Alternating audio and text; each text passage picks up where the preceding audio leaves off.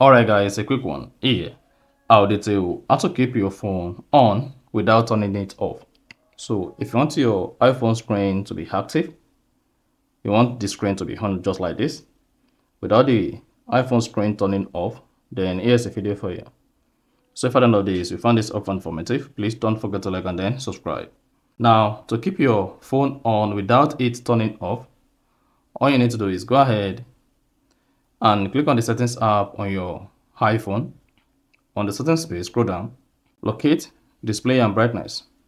On display and brightness, scroll down, locate and click on auto lock. Now under auto lock, you can set your time to 1 minute, 2 minutes, 3 minutes, 4 minutes and 5 minutes. If you want to keep your iPhone on without it turning off, come here and choose never.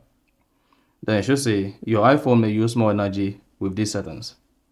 Once you've selected never, hit the back button and then you are good. What this is going to do is your iPhone screen is going to be active until you press the side button. So without pressing the side button, your iPhone screen will never turn off. So that is basically how to keep your phone screen on without it turning off. So if you found this offer informative, please don't forget to like and then subscribe.